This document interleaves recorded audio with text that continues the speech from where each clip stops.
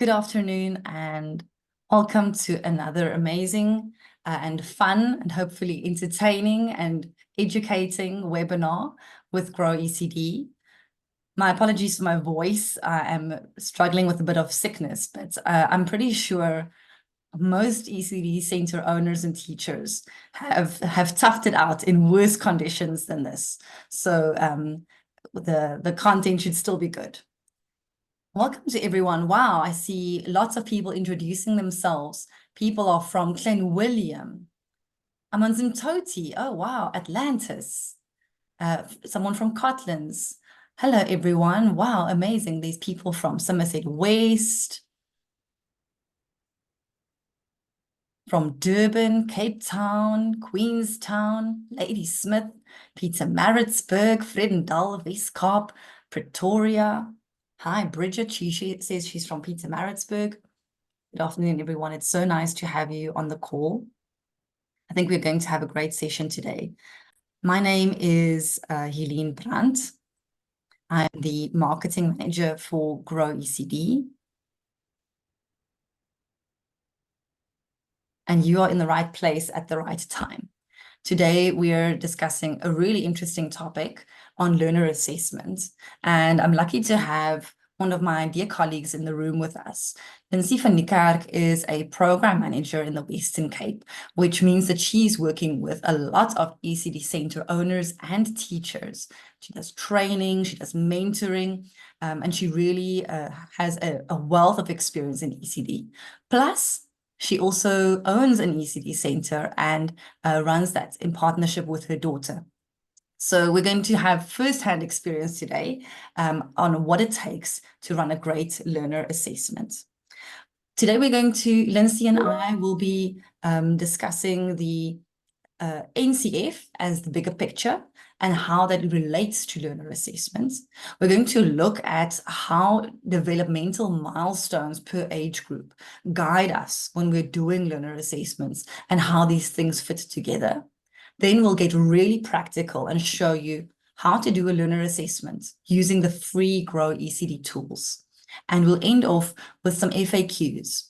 So please note that we're recording this meeting. Afterwards, the video will be available. We'll also share all the slides with everyone that has registered for this Zoom webinar. You can use the chat section to let us know if you have any questions or comments, and also if you have ideas, because often other center owners and teachers have some really great suggestions about how you do it, and we'd love to hear from you. All right, so Lindsay, let me just check in the chat and tell you a few more names, a few more people who have joined us. Sindiswa, she's from Malta in the Eastern Cape. We have someone from Bloemfontein. Sherry, she's from Nelspruit. Someone from Little Angel Educare in Gauteng. Elaine, she's from Pine Forest, Bryanston. Oh, wow, there are so many names coming up, too many to mention, but Lindsay and I wish we could all sit in a room and chat and have a cup of tea together.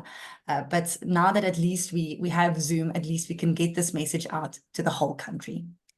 So Lindsay, in our ECD centers, we usually have a curriculum, we have a daily program, and we know that that's aligned to the NCF. But just give us a bigger picture on how does the NCF and assessment relate? Good day, everyone. So good to see all of you here. I'm really passionate about learner assessments. So the NCIF, the NCF, sorry, it identifies the 6 early learning areas, which is the elders. That would be well-being, identity and belonging, communication, exploring mathematics, and creativity. And what it does is that it gives us a framework where we are able to design our daily program. And from that daily program, the developmental milestones we want to support. So when we are assessing learners, we want to be able to assess them against those 6 early learning developmental areas and the unique milestones per age group. It's all connected. The work we are doing every day in our ECD centers and the assessments of those outcomes, they are all guided by the National Curriculum Framework. Excellent, yes. And then you've explained to me that there's an assessment loop almost happening continuously and throughout the year. And it really has the child at its heart. Tell us a little bit about this loop and the process that we should be thinking about. Yes, I love this loop because it is a continuous loop. The first step is to observe and assess the learners and see how are they doing according to the milestones. So I know that today we will dive into much more detail about what you need to do at this step. But just to show you the bigger picture, it does not end once the assessment is complete. Because the second step is to meet with the parents if possible, so that you can actually give them feedback or send them information from the assessment. Because you know what, parents do need to be a part of their child's learning journey. They need to see how serious we are about it. And with that, they will start taking more action as well. And so with this loop, once we know how the child is doing according to the milestones, we can then create an action plan for each learner so that you know that their developmental needs will be addressed. For example, you notice that some learners are struggling with scissor activities. So then you know, okay, you will plan how you will address that proactively. And now you use your action plans and you put them into practice. You look at your groups and you change learners to suit their abilities, for example. And then while you are doing that, you are able to continuously assess how they're doing. And then you're able to review. And then again, you give feedback to the parent. And this is how we are continuously assessing our learners and taking the information that we need and putting a plan of action into place. Thanks, Lindsay. I must admit, not being an educator, not being from the ECD sector, this was really interesting for me to learn, because I always thought of assessments just as these maybe the 2 times a year formal assessment. So it's really interesting to see how observation and continuous assessment also forms part of it. And obviously today, like you mentioned, we're going to delve into the assessment section very, very much in detail. But it's nice to see where that goes then afterwards. I mean, I see on Facebook some people ask, how often should they be assessing their learners? Maybe you can tell us a bit about that and what that means. So besides the observation where you're doing it all the time, we need to be able to have assessments at least twice a year. Some may want to do it 4 times a year, so that's once a term, but twice a year. So there are 2 types of assessment. So the one is the formal assessment, where the teacher uses the assessment guide with very specific questions and answers to assess each child against those predetermined activities. So that we recommend that you do that twice a year. So around May, when a child has had an opportunity to settle in, then you have 6 months left to adjust your program and activities based on the child's needs. And the second assessment will be in October, November. And like I said, some centers do it quarterly. We're saying you've got to be comfortable, but at least twice a year. And then the part that for me is most important is the more informal type of assessment, and that happens daily. We call it observations.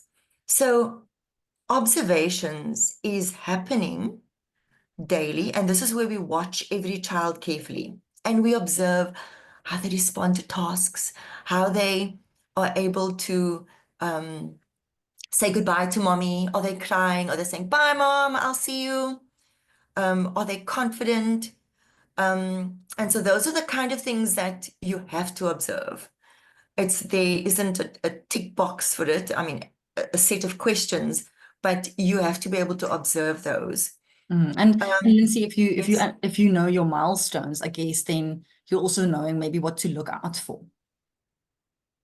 Yes. So every child, every teacher should know what the milestones are for the different age groups. So for example, I am not going to ask 2-year-olds to hop on one leg because they're not developmentally able to do it.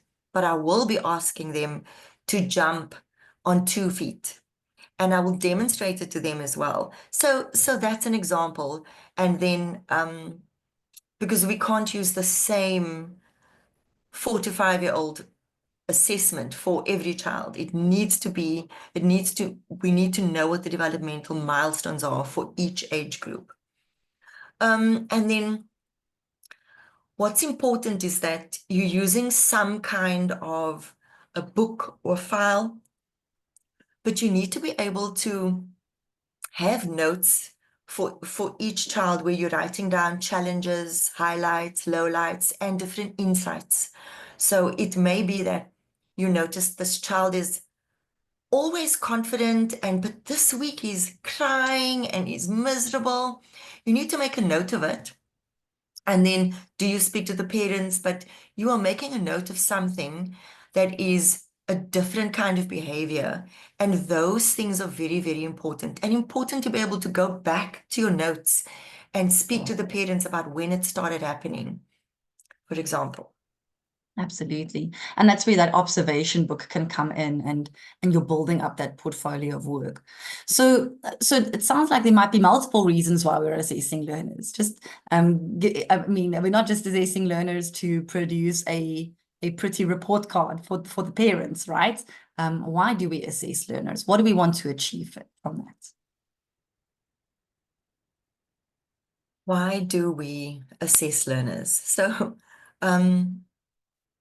you know, the assessment is a record of a child's growth and development, and it helps us to plan the daily activities. We need to ensure that we pitch the activities at the right level for each learner and to see each child as an individual. But we know that our 2-year-olds are going to be developing in a certain way, and there are things that we're looking for, which will be different to our 4 to 5-year-olds. For example, if I notice under fine motor skills that a 4 to 5-year-old is not able to draw an age-appropriate figure, then I'm not going to try to give that child art skills in being able to how to draw. Actually, I need to plan to do more activities around body part awareness, because the child isn't able to draw an age-appropriate person because they're not quite aware of their own body. And so drawing a figure of a person is not about being an artist. It shows us body awareness. And on the assessment guide, we actually give an example of a drawing for each age group, what you should be looking at. For the 2-year-olds, it'll be controlled scribbling. Then they start with the head and just arms and legs sticking out of it. And then by 4 to 5, there should be a lot more body parts that they are including. Awesome. And when you mentioned milestones, I know that some parents can become very obsessive about milestones and whether their children are crawling yet or what they're doing. But you were mentioning that the milestones guide us. So just give us a brief overview of what we mean when we say developmental milestones. Is it how we're growing? What is it about? So there are natural physical developmental milestones. We know that we say that a child, a baby should be walking around about 12 months. But it could be a few months before that, it could be a few months after that, but round about 12 months. If by age 2, the child is not walking yet, then it means actually this is a case for concern. I need to find out more. And it's, like I said, it's not only physical growth, but it is how they play with others, how they learn, how they speak, and how they behave. And it is developmental milestones are predictable behaviors or skills that children can do by a certain age. So it demonstrates a child's growth in a number of areas. And it also offers important clues about a child's developmental health. And the milestones have been established based on what most children can do at a certain age. But we need to know what those milestones are. Yes, and then what we'll do is as we go into the assessment, you'll see how the milestones are used to craft the assessment questions per age group, and that also then aligns to the elders. So, like you said, Lindsay, it's all connected. It's like we're weaving a carpet or a tapestry here. It's all coming together. So for those of you who are interested, we do have a few free resources that you can download from the Grow Giraffe app.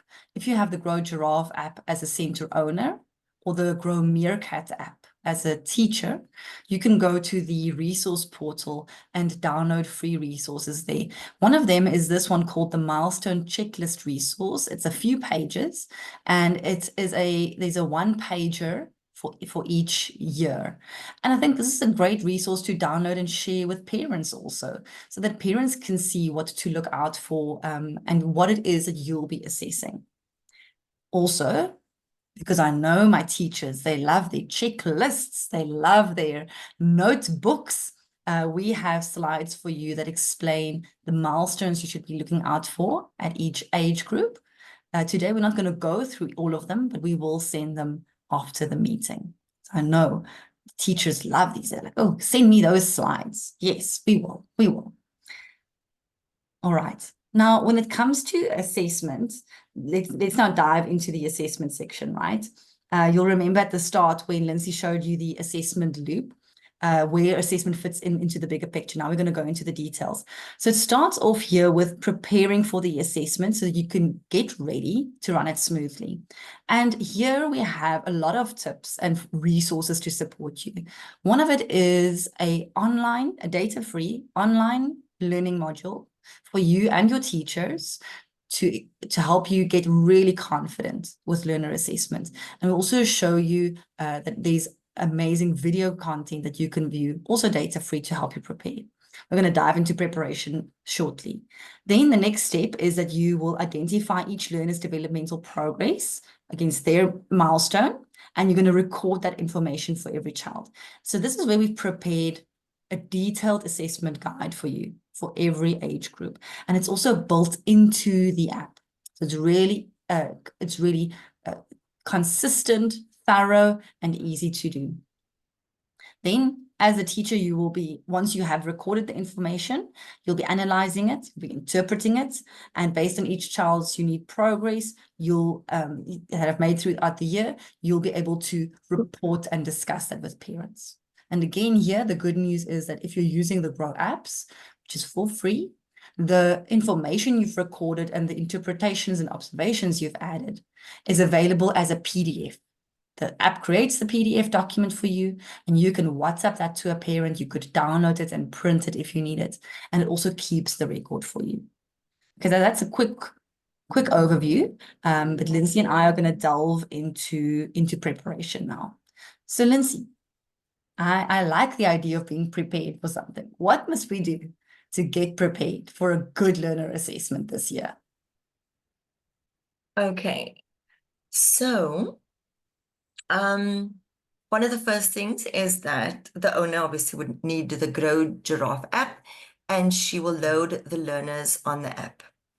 And then you would register your teachers on the app. They will need an email address, and then they will log into the Grow Meerkat app. So the owner has to create an account, but you as the teacher, you don't create an account, and you use your email address and your password as your phone number. Once that is done, the teacher can then you're able to take a look at the assessment guide and especially the score sheet.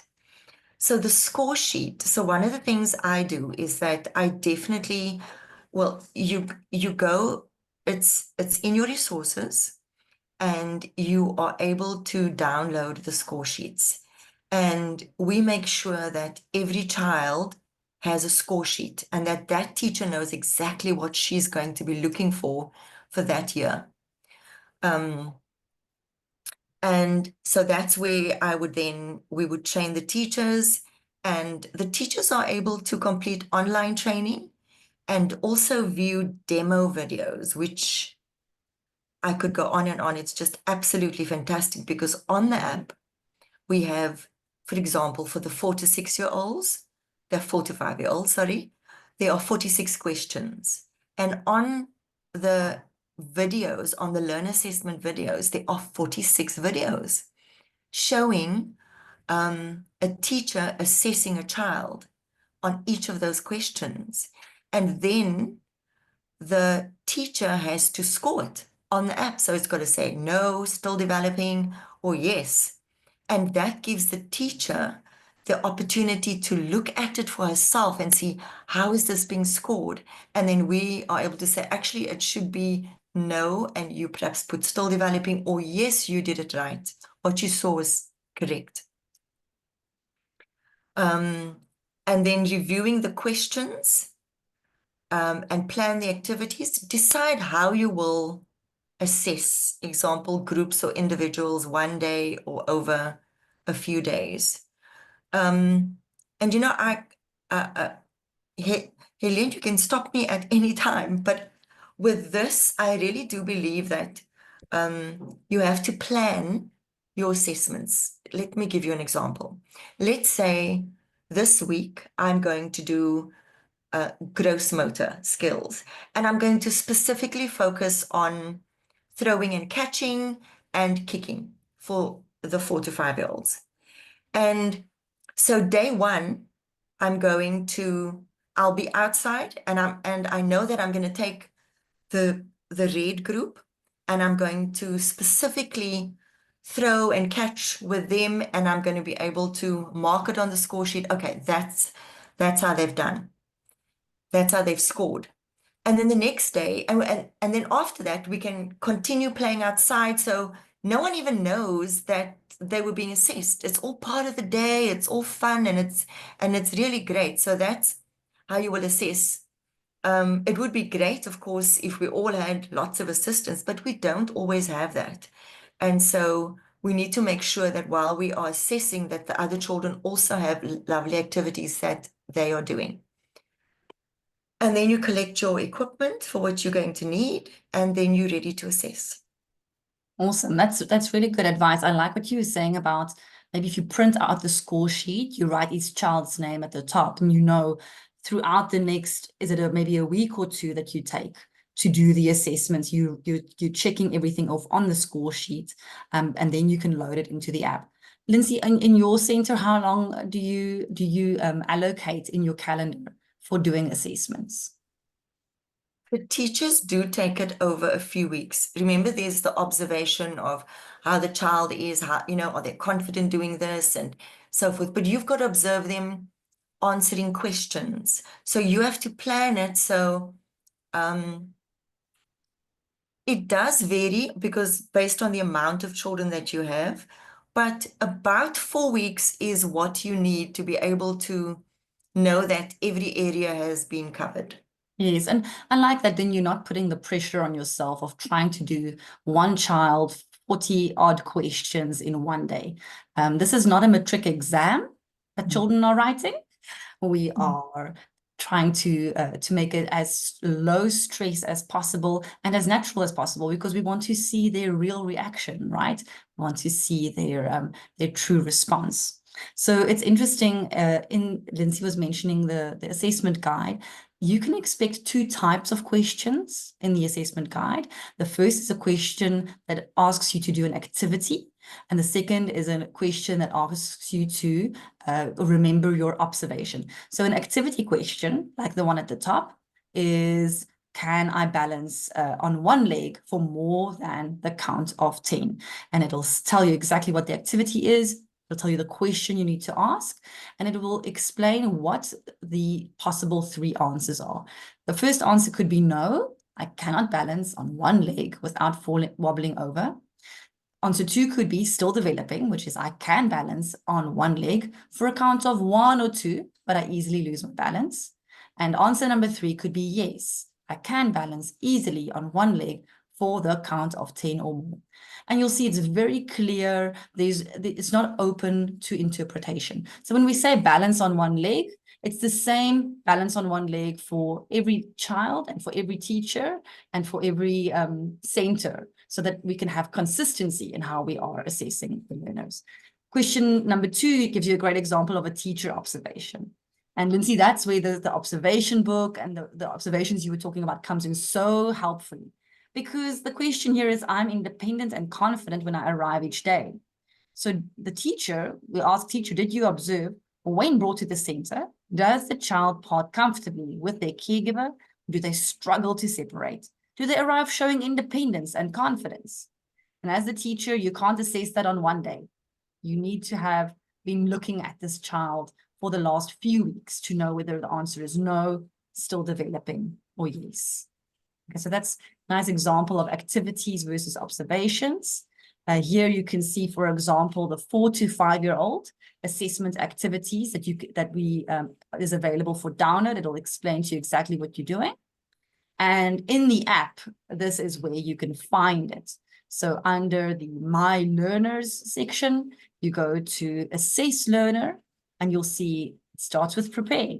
Just like we said, now we're preparing first. So prepare assessment and decide which age group you're doing, the 2 to 3, 3 to 4, or 4 to 5. And if you press the help button, you can also see the assessment rubric and the activities over there. Okay, Lindsay, you were talking about these 2 great resources. I do feel like we need to show this to people quickly.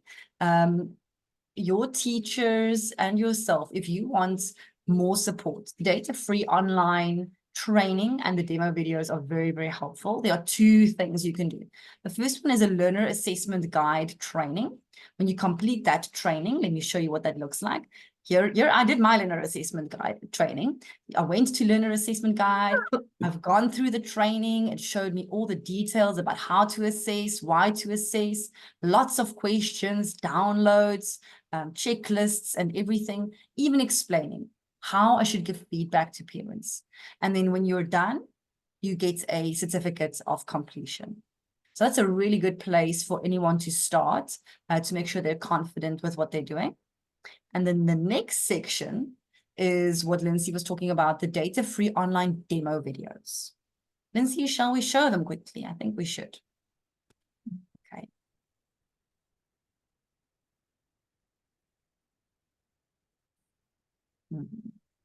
Escape there. All right. So again, this is something that you can access through your app.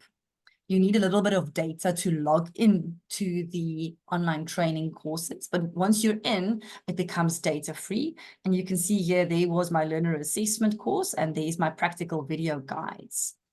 Now, I was thinking, oh, here we go. I was thinking that we should look at gross motor activities. So there are multiple videos for all of the early learning development areas. So Lindsay, explain to me as a teacher, what am I looking for here? How is this going to help me? Well, we're looking at Can you see the gross motor? Okay. So the question is, I can balance on one leg for more than the count of 10. The teacher demonstrates. So you don't just stand to the side and say, I want you to balance on one leg. We're actually asking, we're actually showing them, and you want them to copy you. And so that is what you'll be doing. So the video here, I don't know, I think the sound is off now, but the videos will show you what the teacher does, what the learners are doing. And you could see, did you watch closely, the little boy on the left in the beige? Let's see, what do you think? Can he balance on one leg for the count of 10? Doesn't look quite like it, not quite. And then you can come and score it here to say, do you think the answer is no, still developing, or yes, and it will tell you, yes, the answer was still developing. Here's another one. I'm able to climb on and under obstacles easily. So you should observe during outdoor time. Can I climb on and under obstacles easily? No is I cannot climb. Still developing is I can climb over obstacles with some difficulty. I may need a few tries. And yes is I can climb on and under obstacles with ease. I am capable on the jungle gym. And then the video will show you a visual example. Let's see. Think about your daily observations and then answer the question. Can the child climb easily on and under obstacles or on a jungle gym?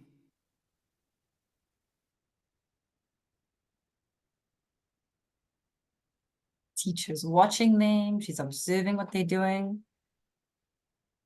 And here I can say, do I think the answer is no, still developing, or yes? I'm not a teacher, but I think the answer might be yes. Let me submit.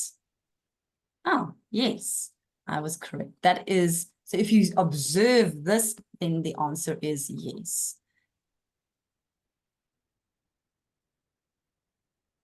So that's a really great resource where there are videos for each of the questions, like Lindsay mentioned, under each of the elders. And you can test yourself, you can test your teachers to make sure that across all your classes, classrooms, people are scoring similarly for the age groups. Lindsay, did you have any other comments on that, or shall we go ahead with the next section? I think carry on. I don't have questions. Okay, I'll check the chat shortly. But still under preparation, there is a comment that we need to collect the right equipment. So tell us a little bit about the equipment we will need if we want to assess. Well, for the 4 to 5-year-olds, well, if I'm looking at the assessment basket, it's similar things that they will need, but you do need different things. And this is so that you have everything there and you don't have to get up and, oh, I need this and oh, I need that, but that you have everything at hand for your assessments and especially for your fine motor skills, so that you've got everything ready.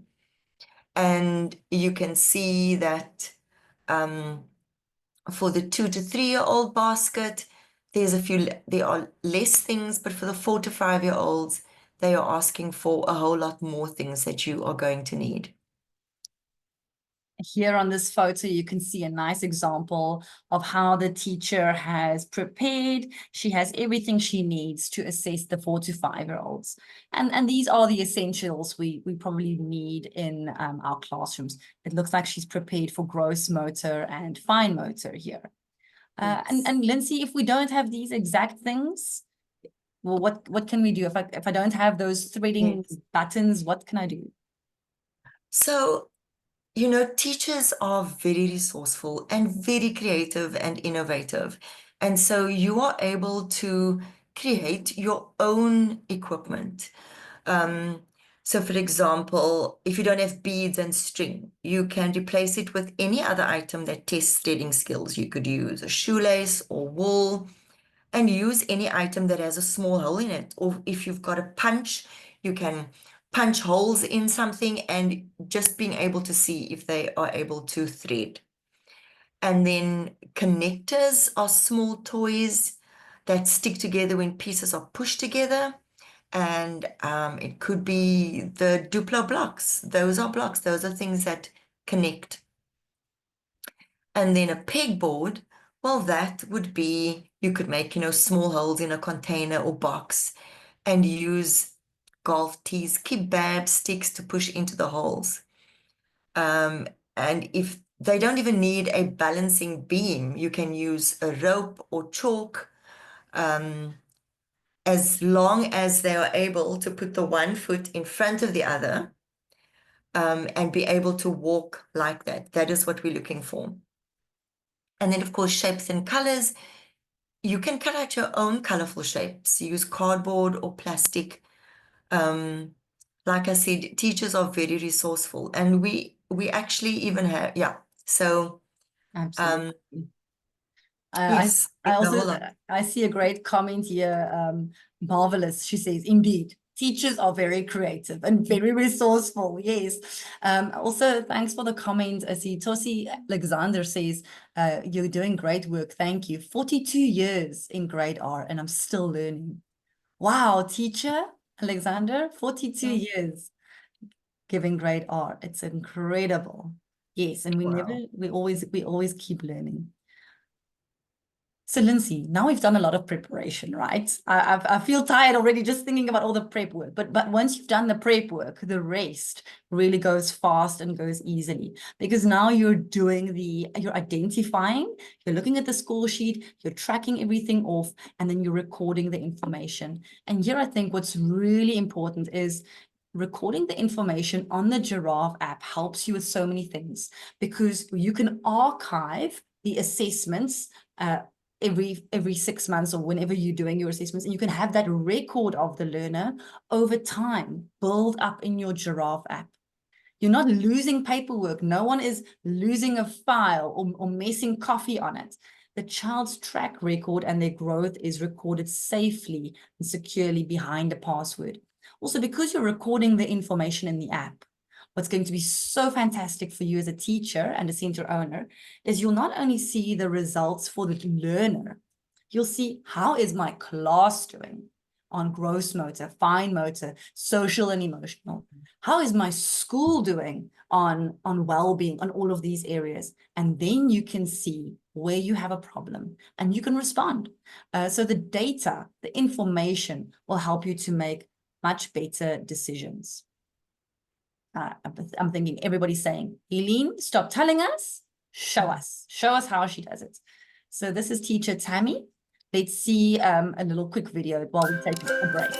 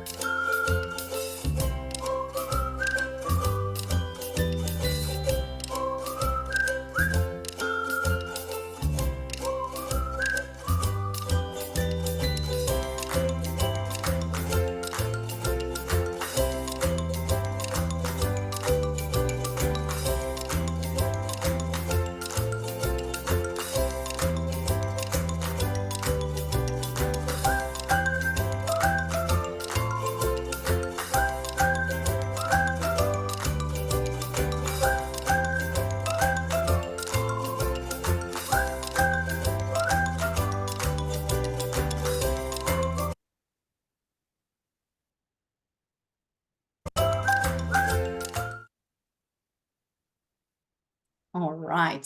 Sorry, I think I pressed the wrong button there. But what you could see clearly there is teacher Tammy has everything prepared. She had her items out, she understood her score sheet, and she, in this case, was working with an individual learner, but I think mostly we're working in groups, right? The good thing is that in the app, you can also assess an individual learner, and we'll show you in a minute how that works. So where do you go to do this assessment? Don't go here now if you haven't loaded any learners, because you're going to tell me, Eileen, I think the app is broken. The assessment only works when you actually have learners loaded in the app, right? So that you can click on that learner to assess them. So in your Giraffe app, if you're the center owner, or in your Meerkat app, if you're the teacher, you go to My Learners, Assess Learner, and then Run Assessment. And then you should be able to select your group or your age group or the child's name. An important thing to remember here is that we're going to assess learners by their age group. So even if you maybe have 10 learners in one class, they're not all maybe the same age group. The app will look at their date of birth to know which age group they are. Let me see here if I have 1 or 2 questions in the chat that I would like to answer.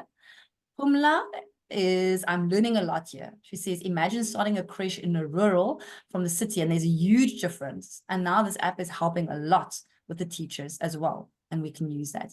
Yes, Pumla, exactly. We made the app very data light, so it shouldn't use a lot of data. and so we wanted to make it really, really accessible. The learner assessment on the app is for free. Any teacher in the country can use it for free. Iham Isaacs, you asking whether the app is available on iOS.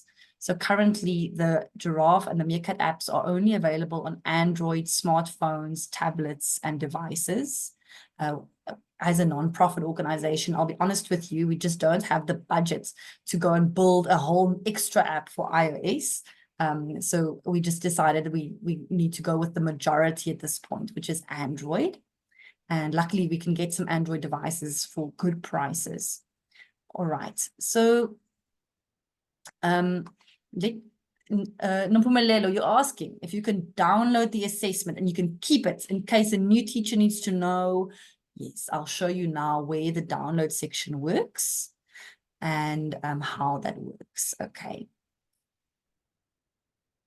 So Lindsay, you were explaining that in the app, we can run, when we select run the assessment, you can choose to do it by development area. Like you were explaining outside gross motor, maybe do it by development area for a group. But if a learner perhaps was absent on that day, you couldn't assess them, you can also run it by an individual learner. And then you can just take the learner who wasn't there on the day. You can just do their assessment. Okay, so I hope that that's very helpful for everybody. We're going through some FAQs here to see that we are answering some frequently asked questions. Also, because you might not be assessing all the areas on one day, like Lindsay, you were explaining, maybe you're using a few days, you can track your assessment progress. And perhaps you're the center owner. Maybe you have 3, 4, 5 teachers, different classes. You want to see where are we with learner assessment for each age group or each class. So that night you're sitting with your cup of tea, you're doing some of your admin, you go onto your app nice and relaxed, and you can view your progress by age group or by class, and you can see who's been assessed and who's not been assessed. Lindsay, there are, in some cases, some children might be marked as not eligible. Do you know what that means in the app? There are a few reasons why it would be. Number one is that if your child has been absent for longer than 10 days, it shows on the app that they are dormant. So that is one of the things when they wouldn't be eligible. It means that the minute you click that they are present, they will show as you are able to assess them again. Yes. And of course, it could be that a child is in a wheelchair and you're not able to complete the gross motor activities, or a child with autism may not participate in the assessment. Absolutely. Yeah. So if a learner has special needs or other requirements, it might not be appropriate to assess them against the same milestones. Absolutely. All right. Let me check. There's 1 or 2 more questions. I see Lenise Smith is asking if it's available in Afrikaans. Currently, everything is only available in English. We would love to translate this to many other languages. It's a question we get a lot. For us, it really is a question of budget and our resources and because we're making it available to the whole country. So currently it's only in English. Jammer daaroor. Maar ek seker daarvan, jy gaan regkom. And then Michaeline on Facebook is asking, do we have an assessment for babies yet? Michaeline, not yet. So currently the assessments are for 2 to 3, 3 to 4, and 4 to 5-year-olds. But I can tell you that we are working on it and that it will come soon. And then, Helene, we do have a 5 to 6-year-old assessment as well, which is your grade R assessment. Oh, and thank you. There is a different format to what is seen at the grade R level, in that they have the scoring section. Now, our app does not allow for us to have a different system. So we're still using still developing, and yes, but it is all the questions that you need to be able to ask a grade R learner. It's all there. So it's the correct assessment. We just don't have that kind of scoring, but you should be able to assess them correctly. Yes. See, so remember when Lindsay was saying resourceful and creative? We are also resourceful and creative. We work with what we've got because we know grade R teachers want assessment templates. So using the tools and systems we have, that is what we were able to create. Okay, so now we're going on to the section where you'll be interpreting the information and reporting and discussing the information. So you can view your assessment results. You can view it by age group. This is fantastic. So for example, in this little screenshot, you can see the 4 to 5-year-olds were assessed January 2022, and they got a 61% overall score. And you can see that for each of these 5 areas, they were marked as developing, but we can go into them in more detail and then see which ones are not on track and or still developing, and where those questions came from. This is helpful for you as a center owner, because you might realize something small, like fine motor is not on track, and mostly the questions relate to cutting with scissors. And then you need to prepare more scissor activities, right? So you can view results by the age group and also by the learner. You can download the report. Before you download the report, as a teacher or a center owner, you can add comments and observations per question and also overall. And the report can now be printed, and it can be shared via email or WhatsApp. And it's also available to the parent if they have the parent app.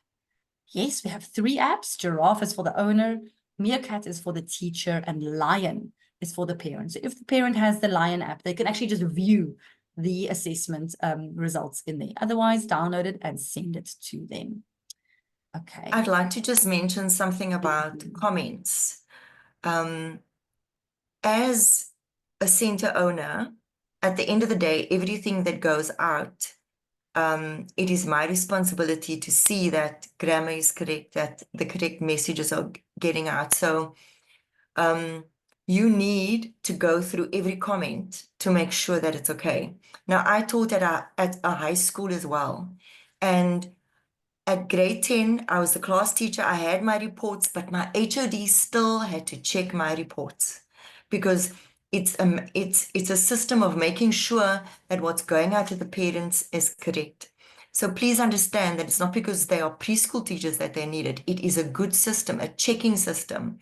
So for the owners out there, you need to go through everything first to make sure that everything is correct. Absolutely. Yes. Thank you. I see your question. Shoki is asking about grade R, which is under CAPS. Yes, so you're quite correct, Shoki. The grade R assessment's different because it falls under CAPS and not under the National Curriculum Framework. So that's why the questions, you'll see the questions are different. And like Lindsay was saying, traditionally you wouldn't score those questions as yes, no, still developing. But the questions, we've given you the correct questions in the app. Let me see here. I had also a few other, someone had a question about the Meerkat app. All right, let me maybe just create a quick picture for that. The center owner signs up for the Grow Giraffe app. She's the giraffe with the long neck, and she can see everything happening in her center. On her app, she registers staff, including teachers. And when she loads her teachers, she loads them with an email address connected to each of them. So any valid email address. That means that she gives these people with these email addresses permission to view and access some of the information about her learners, right? We don't want random people downloading an app and saying that they're your teacher. No, as the center owner, you're in control. Next, the teacher can download the Meerkat app. And using that same email address, she puts in that email address and her cell phone number as her password. And that gives her access to her teacher app. The teacher app has a smaller view, can only view the learners in her class, for example, and she can take attendance, do learner assessments, and access online training and resources. She can't do other things, which you could also do on the Giraffe app. That's why the center owner must decide that as a center, you'll be using the apps, and then that is how teachers can have access. And all the teachers in the center can have access, and they'll each have access to their class and their learners, which have been allocated to them. Lindsay, is that correct? Am I explaining that correctly? That is correct, yes. They Okay. also have access to other children, but they can filter the children that they need. Yes. Yeah. Yes, exactly. And these apps are all for free. So I'll show you shortly what else you can do in these apps. But take a screenshot of this page. Our app support help desk is run by Wendy, and Wendy is amazing. Nosipo, thank you. She's probably on the call right now, seeing all your questions. Take a screenshot of this and WhatsApp her, call her or email her, please during office hours, and ask her for help or assistance or demo videos, whatever it is you need, because the app help desk can support you if you have questions about archiving learners, reactivating learners, viewing results, whatever it might be where you get stuck. I'm going to check. There were 1 or 2 questions that she said people ask a lot. If you've done a learner assessment previously on the app, and you open the app now, you take that assessment and make sure you archive it before you do the next one. Okay, so that sometimes it says that the learner is not available for assessment. That's only because it already has an assessment that you need to archive. Right. And just a very, very quick tip about Yes. archiving. It's very important, but I would suggest that, you know, when you archive, you're actually archiving everybody's at this point. So you need to be sure that only the principal, only the owner is the one who's saying, okay, is everybody done? Now we can archive. So that would be the tip. Yes, before you start your next round of assessments. Okay. There's a question about whether we provide training on how to use the app. Yes, our help desk hosts Zoom meetings like this frequently, where we explain exactly how to use the app and show you on screen what to do. We have only a few more minutes left, so I want to make sure I give you more information about how else Grow ECD can help you. I've mentioned the 3 apps that we have, Giraffe, Meerkat, and Lion, and how they can help you manage your center. As the center owner, it helps you with your administration, staff learner enrollment, attendance tracking, document upload and storage. It helps you with your assessments, which includes your learner assessments, but also a teacher assessment, which is really fantastic for supporting your professional development conversations with your teachers. There's a registration self-assessment checklist for those who are not registered with DBE yet. You can manage your finances under the business section, where you can track your income, track your expenses. And when you do that, it creates a little income sheet for you. You can really see how your business is doing and which learners have fees outstanding, that type of thing. So it's very effective. You can access lots of tools.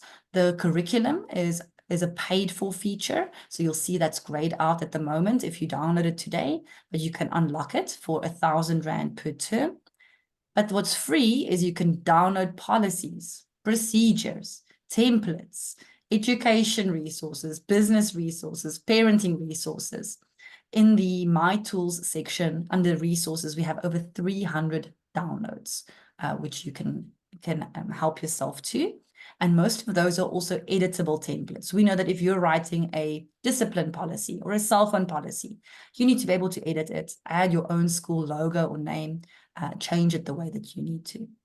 There's some communications sections and also a training and development area where you can access data-free online training on various topics, including marketing your center, budgeting, assessment, introduction to the Grow program, and many others.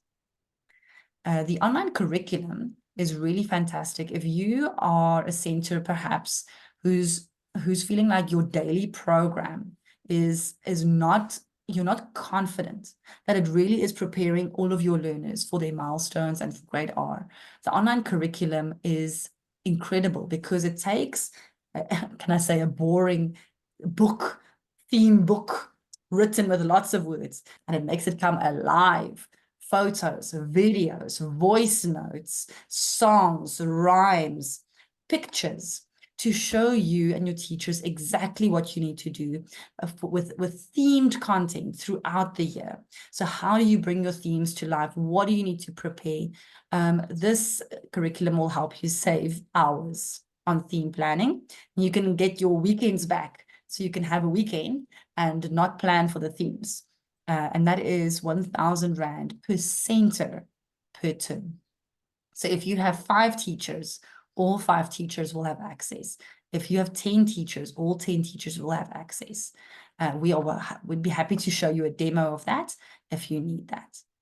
And then finally, for those of you who have a heart for children, but you realize you need to develop your head for business, I invite you to please sign up for our ECD Small Business Accelerator. We're currently running our final accelerator for the year, but look out and sign up for the beginning of the new year. This is a 6-module, call it a boot camp, where you attend 6 modules over 6 different weeks. You learn about how to think like a social entrepreneur, leadership, managing your money, what it takes to run a sustainable, successful ECD center, what it takes to deliver quality education, and how to meet the registration requirements. That really is incredible. And finally, here are our contact details. I think our time is basically up, but let me check our questions and the chat section quickly. Cezanne asks, is there a register we can complete? Cezanne, is that the register for the daily register for learners and for teachers? If so, then yes. On the app, you tap, tap, tap, and you complete your daily register for learners and teachers. And you can download it as a report whenever you need it. Marissa says age groups do have their own separate daily programs. The concern is in regarding to doing the assessment on the app, which assesses per date, but some is in the grade group higher. How do we handle that in the app and the teacher handle that assessment? Marissa, our help desk can definitely help you with that. So if you have unique requirements, our help desk can support you, and we can do that for you. Priscilla's asking, when are we coming to Northwest Province? Priscilla, I am in Northwest Province right now. I think I'm on your phone in your classroom, am I not? I think the best we can do, Priscilla, for now is virtually be there with you in Northwest. Our love and our energy reaches out to you through the internet.